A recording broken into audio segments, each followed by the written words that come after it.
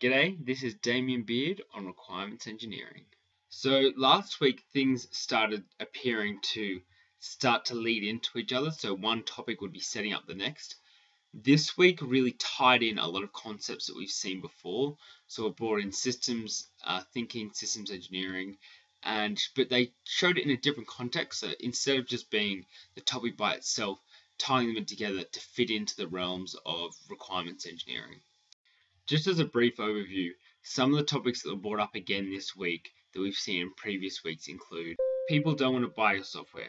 People want to buy solutions to their problems. As a software developer, your first priority has got to be fulfilling the requirements that are specified. And you've got to try and be as clear as you can with your clients to try and get the most accurate requirements that you can. Also, as a side note, in COMP3530 this week, it was discussed that if you're managing a project, then it's your responsibility to make sure you get the best requirements from the client. It is not the client's responsibility to make sure you understand their needs. So if you feel like you and the client aren't on the same page at anything at all, unfortunately, it's your job to fix it. But I continue. Another interesting point that I got from this week is that gathering requirements seems to involve a game full of finesse. So you shouldn't talk a client into a particular solution when they're giving you their requirements. But you do have to try and steer them away from potentially really bad or dangerous ideas they may have. Like I said last week, sometimes clients know what they want, but it may not necessarily be what they need. You've also got to have finesse if you want to deal with upper management.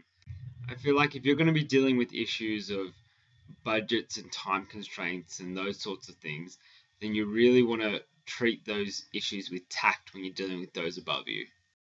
And the other part of this, which was really highlighted in the reading this week, is that you've got to understand the psychological tricks you're going to need to use to make sure that your testing of end users is getting the information that you want and you understand how their responses relate to the software that you're designing.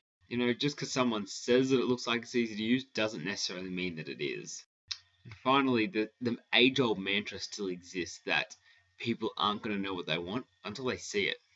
So if you're interested in gathering requirements, just remember, be clear, make sure you tread carefully and with finesse when you're gathering those requirements, and to just find out how important those requirements are, keep reading the rest of the blog.